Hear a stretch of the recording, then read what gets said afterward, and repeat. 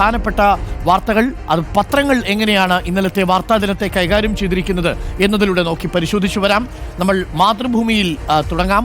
മാതൃഭൂമിയിൽ വായ്പാ കുടിശ്ശികയ്ക്ക് പാർട്ടി വിലക്ക് എന്നതാണ് ഒരു പ്രധാനപ്പെട്ട വാർത്തയായി പത്രം ലീഡ് വാർത്തയായി നൽകിയിരിക്കുന്നത്. എന്താണെന്ന് നോക്കാം.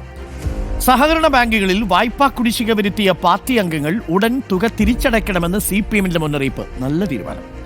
കരുവന്നൂർ ബാങ്കിലേതടക്കമുള്ള വായ്പാ തട്ടിപ്പ് സഹകരണ മേഖലയുടെ വിശ്വാസ്യതയും പാർട്ടി പ്രതിച്ഛായയും ബാധിച്ച പശ്ചാത്തലത്തിലാണ് ഇടപെടൽ. അനന്തമായ വായ്പകൾ കൊണ്ടുപോകാൻ പാർട്ടി അംഗങ്ങൾക്ക് കഴിയില്ല. നേതാക്കളും അംഗങ്ങളും വീഴ്ച വരുത്തിയാൽ അച്ചടക്ക നടപടി നേരിടേണ്ടി വരുമെന്ന് സംസ്ഥാന നേതൃത്വം കീഴ്ഘടകങ്ങൾക്ക് മുന്നറിയിപ്പ് നൽകി.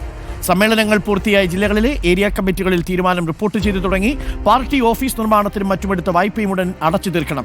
തിരുത്തൽ നടപടി നിരന്തരം വിലയിരുത്തും. സംസ്ഥാനത്തെ ഭൂരിപക്ഷം സഹകരണ ബാങ്കുകളും CPM നിയന്ത്രണത്തിലാണ്. കരുവന്നൂർ സഹകരണ ബാങ്ക് തട്ടിപ്പിലെ ED അന്വേഷണവും ജില്ലാ നേതാക്കളടക്കമുള്ളവർ പ്രതികളായതുമൊക്കെ ലോക്സഭാ തെരഞ്ഞെടുപ്പിൽ പാർട്ടിയെയും ഇടതുമുന്നണിയെയും പ്രതിസന്ധിയിലാക്കിയിരുന്നു.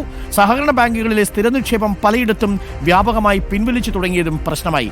അതുകൊണ്ട് സഹകരണ മേഖലയെ ഒന്ന് ക്ലീൻ ചെയ്യാൻ പാർട്ടി എടുത്ത ഈ നടപടി വളരെ സ്വാഗതാർഹമാണ് എന്നുള്ളതാണ് ഏറ്റവും പ്രധാനപ്പെട്ട കാര്യം.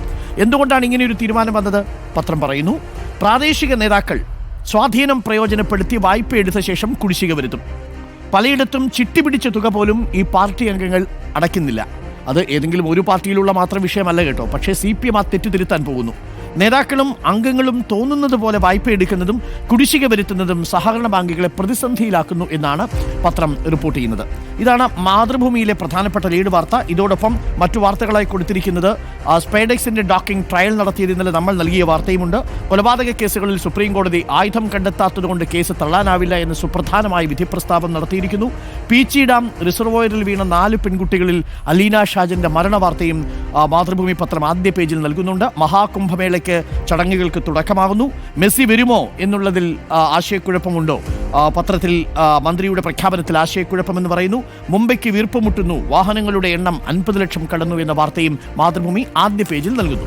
മലയാള മനോരമയിലേക്ക് എത്തിയാൽ മലയാള മനോരമയുടെ ലീഡ് വാർത്തയായി മനോരമ നൽകുന്നത് വന്യമൃഗശല്യത്തിന് കേന്ദ്രം ഇടപെടുന്നു, പൊതുചട്ടം വരുന്നു എന്നൊരു വാർത്ത വലിയ പ്രാധാന്യത്തോടുകൂടി മലയാള മനോരമ നൽകുന്നുണ്ട്. ജനവാസ മേഖലയിലെ വന്യമൃഗശല്യത്തിന്റെ കാര്യത്തിൽ രാജ്യം മുഴുവൻ ബാധകമാകുന്ന പൊതു നടപടിക്രമം കേന്ദ്രം തയ്യാറാക്കുന്നു. മനുഷ്യർക്കും വന്യജീവികൾക്കും കൂടുതൽ സുഗമ ജീവിതം ഉറപ്പാക്കാനായി വിദഗ്ധരും സ്ഥാപനങ്ങളുമായി ആശയവിനിമയം നടത്തി രൂപരേഖ തയ്യാറാക്കാൻ വൈൽഡ് ലൈഫ് ഇൻസ്റ്റിറ്റ്യൂട്ട് ഓഫ് ഇന്ത്യയെ ചുമതലപ്പെടുത്തി. ഓരോ ജീവിവർഗത്തെയും കണക്കിലെടുത്തുള്ള ദീർഘകാല പദ്ധതികൾ ആവിഷ്കരിക്കാനാണ് നിർദ്ദേശം. നല്ല തീരുമാനമാണ്. അത് വളരെ പ്രധാനപ്പെട്ടതാണ്.